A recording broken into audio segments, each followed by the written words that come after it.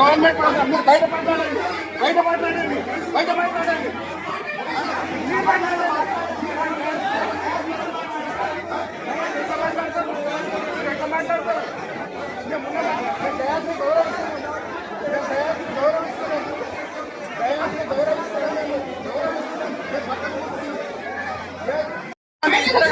రాజకీయం బయట మాట్లాడండి, రాజకీయం బయట మాట్లాడండి. ఇక్కడ వద్దు, ఇది గవర్నమెంట్ ప్రోగ్రామ్, 100% గవర్నమెంట్ ప్రోగ్రామ్. ఇది ఏం మాట్లాడతారు మీరు?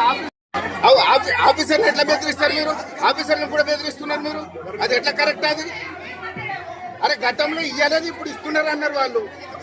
వాళ్ళు ఇస్తున్నారు అని అన్నారు అంతే. అప్పుడు దొడ్డు బియ్యమేనా కాదా? అప్పుడు దొడ్డు బియ్యం ఉండేది. మీరు అన్నది అన్ని కరెక్ట్.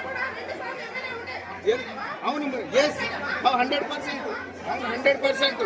అది అప్పటిది గతం కరెక్ట్ కాదండి. మీకు దాదాపు వారం రోజుల నుంచి అన్ని మండలాల్లో కూడా అధికారులు, జేసీ గారు, కలెక్టర్ గారు అందరూ కూడా మరి ప్రభుత్వం చేపట్టినటువంటి రేషన్ కార్డ్స్ మరి ఇవ్వడం జరుగుతుంది.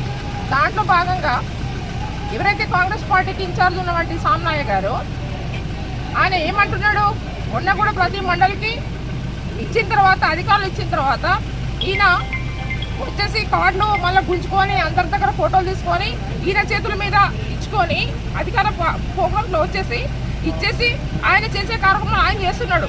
మేమెవడో కూడా పట్టించుకుంటలేము. కానీ ఈరోజు మేము మాట్లాడుతున్నాం. ఆ రోజు ఏవైతే మేనిఫెస్టోలో చెప్పారు, ఇప్పుడు అధికారులతో ఏం చెప్పిస్తున్నారు? జేసీ గారు ఏమన్నా గత ప్రభుత్వం ఇవ్వలేదు, మరి చాలా రోజుల నుంచి ఇస్తున్నారు ఇప్పుడు అని చెప్పేసి మేమన్నాం. గత ప్రభుత్వం కూడా ఇచ్చింది, ఎందుకు ఇవ్వలేదు? వాళ్ళ మేనిఫెస్టో పెట్టారు కాబట్టి, కాంగ్రెస్ మేనిఫెస్టోలో రేషన్ కార్డు కావచ్చు, పెన్షన్స్ కావచ్చు, అవి ఇస్తామన్నారు కాబట్టి మరి ఇస్తున్నారు. దాంట్లో తప్పేముంది? వాళ్ళు చెప్పినాయి కదా మాటలు, అవి హామీలు ఇచ్చినాయి కదా. మరి దాదాపు ఒక 100 హామీలు ఉన్నాయి. 100 హామీలలో మరి ఒక్క రేషన్ కార్డు ఇవ్వగానే కాదు కదా. మేము ఎవరేమంటలేము. ఇక్కడ వచ్చి రౌడీ రిజన్ గా చేస్తున్నాడు వాడు. వాళ్ళు పెళ్ళాము 10 సంవత్సరాలు 2 సార్లు ఎమ్మెల్యేగా ఉన్నది బీఆర్ఎస్ పార్టీలో. ఇవాళ కేసీఆర్ గారిని ఇష్టం వచ్చినట్టు తిడుతుంది. వీడు వచ్చేసి ఎక్కడంటే అక్కడ చెల్లమ్మని మా మీద పెత్తనం చేస్తున్నాడు. నువ్వెవరు అంటున్నాడు నన్ను. ఒక ఎమ్మెల్యేని పట్టుకొని నువ్వెవడు ఇక్కడ ఇవ్వడానికంటే మరి ఏంటిది అన్నాడు చెప్పండి. అంటే ఈయన ఎక్కడి నుంచో వచ్చేసి దేశాలు తిరిగి మా ఆసిఫాబాద్కి వచ్చేసి ఈయన లోకల్ కూడా కాదు, నాన్ లోకల్. ఈయన వ్యక్తి ఇన్ని రోజులంతా ఎంవీఐగా ఉండి ప్రతి ఒక్క మన వెహికల్ దగ్గర, మోటార్ సైకిల్ దగ్గర వాళ్ళని పీడించుకొని వాళ్ళ రక్తం తాగినోడు వీడు ఎమ్మెల్యే అవుతాడా?